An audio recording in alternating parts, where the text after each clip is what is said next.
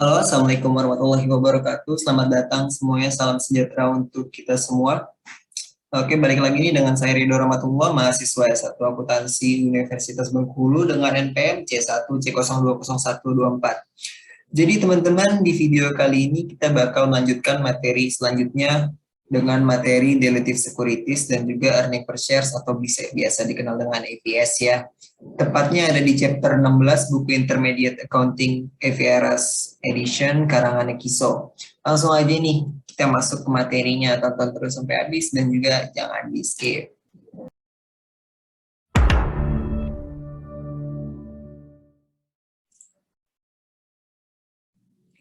Pertama itu mengenai dilutive securities. Dilutive securities ini adalah surat berharga yang dapat dikonversikan menjadi saham biasa atau berpotensi untuk dikonversi menjadi saham biasa, sehingga dapat berpotensi mempengaruhi jumlah saham yang beredar dan dapat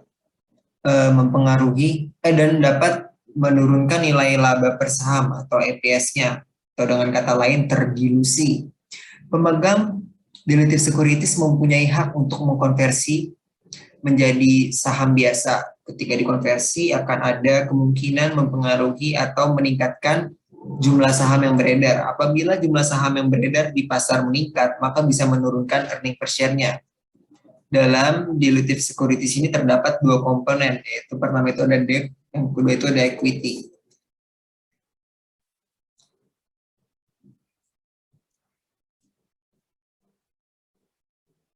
Oke, materi selanjutnya yaitu masih di sekuritas ya, itu mengenai convertible debt atau convertible bond ya, yaitu obligasi atau surat utang yang dapat dikonversi menjadi saham biasa. Keuntungan bagi pemegang obligasi atau convertible debt ini mempunyai jaminan return dari sisi pendapatan bunga secara berkala dan memperoleh pengembalian pokoknya. Kemudian mempunyai privilege untuk mengubah ke saham biasa.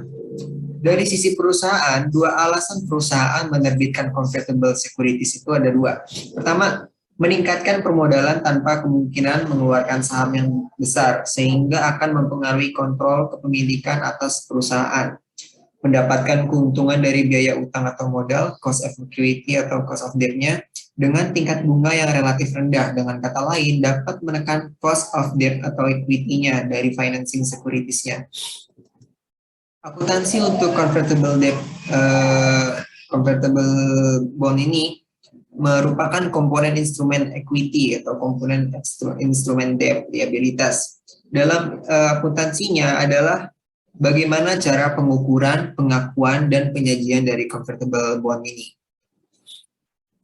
Pertama, diakui sebagai liabilitas atau diakui sebagai ekuitas. Perusahaan akan menentukan atau menghitung dengan menggunakan metode with and without. With yaitu fair value dari convertible debt-nya, di mana di dalamnya itu komponen convertible bond-nya. Kedua yaitu menentukan fair value dari komponen liabilitasnya aja. Misalnya surat berharga itu diakui sebagai komponen liabilitasnya aja. Berapa fair value-nya? Jadi nanti metode ini dikurangkan antara yang pertama tadi yang diakui sebagai liabilitas dan yang kedua itu yang menentukan fair value dari komponen liabilitasnya ini dikurangkan.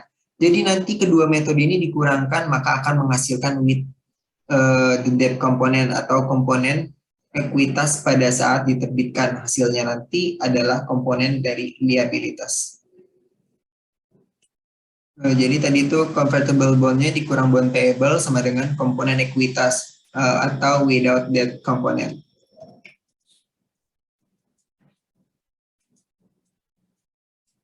Convertible bond ini bisa dikonversi atau bisa juga di-repurchase oleh perusahaan. Repurchase ini akan dibahas nanti di dua sisi, pertama at maturity dan kedua itu before maturity. Konversi bisa dilakukan pada saat jatuh tempo at maturity dan sebelum jatuh tempo atau before maturity-nya.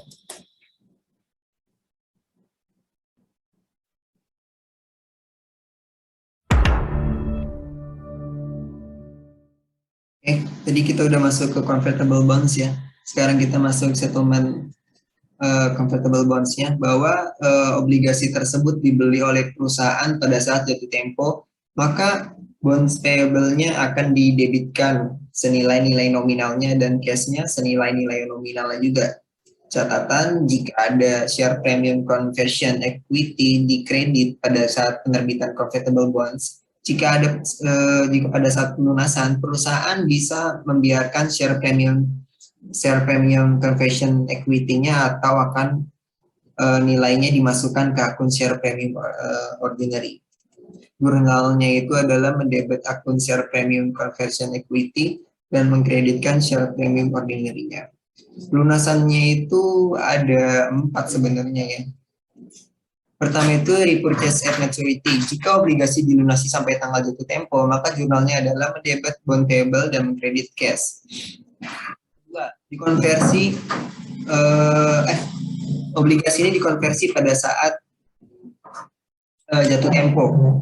Jadi jika obligasi dikonversi pada saat tanggal jatuh tempo, maka jurnalnya adalah mendebit share premium conversion equity, terus juga mendebit akun bond payable, nilainya ini dari carrying value bond payable pada saat jatuh tempo, dan mengkreditkan share capital ordinary-nya, yaitu dari saham biasa atau obligasi beredar dikali saham biasa yang menghasilkan lembar saham yang terkonversi ya, dikali par value-nya.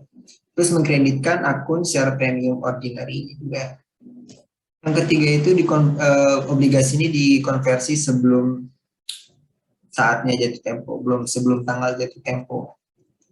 Yang keempat juga ada di repurchase sebelum jatuh tempo. Pertama itu menentukan gain atau loss-nya. Cara menentukan adalah membandingkan komponen liabilitas yang memiliki nilai carrying value dan memiliki net present value-nya. Catatan, jadi misalnya carrying value atau carrying amount-nya lebih kecil daripada net present value, itu berarti perusahaan itu mengalami loss. Tapi ketika carrying value atau carrying amount-nya lebih besar daripada net present value-nya, bahkan menghasilkan gain. Keduanya ini menentukan equity komponen ketika di-convert sebelum maturity-nya. Langkah pertama yaitu menghitung loss atau gain-nya. Present value liability dikurang dengan carrying value-nya, menghasilkan gain atau loss on repurchase atau on settlement. Langkah selanjutnya yaitu melakukan adjustment atas equity. Beberapa komponen ekuitasnya ketika dilakukan konversi, yaitu fair value dari convertible debt before maturity-nya dikurang komponen liabilitas saat dikonversi, maka akan menghasilkan fair value dari komponen liabilitas. Catatan, jadi gain atau loss didapat dari perbandingan carrying value bond payable atau liability komponennya dengan present value atau fair value dari bond payable-nya. Fair value equity didapat dari perbandingan present value atau fair value bond payable atau liability komponen dengan fair value dari convertible bonds-nya. Terus yang kelima ini adalah induced conversion. Pada dasarnya ini adalah induksi atau iming-iming. Perusahaan itu ingin mendorong para pemegang obligasi untuk mengonversi obligasinya ke saham. Makanya nanti ada sebutan sweetener atau pemanis atau iming-iming. Sweetener tersebut tuh bakal diakui sebagai expense atau beban pada saat periode berjalan dengan membuat akun conversion expense dan dibayar cash.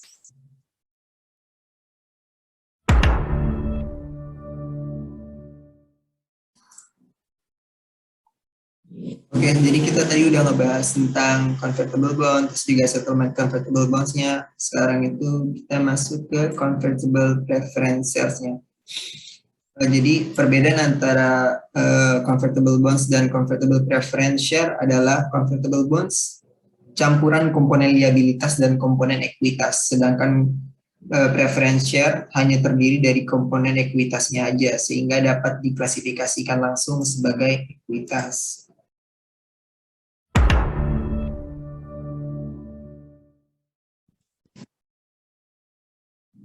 Oke, selanjutnya itu kita bakal bahas share warrants atau warrant share, saham warrant. Warrants ini adalah sertifikat yang memberikan hak kepada pemilik untuk membeli saham dengan harga tertentu dan dalam waktu tertentu pula. 3 karakteristik warrant share ini adalah: pertama, membuat sekuritas menjadi lebih menarik.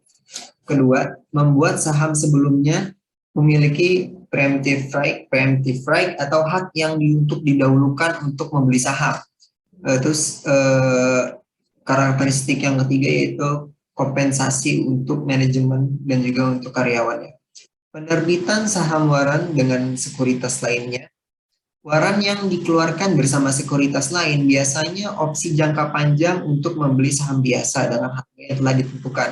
Obligasi yang diterbitkan bersamaan dengan waran merupakan instrumen campuran yang terdiri dari komponen liabilitas dan komponen ekuitas. Pada akhirnya, perusahaan harus menggunakan metode with and without metode untuk mengalokasikan ke dalam dua komponen.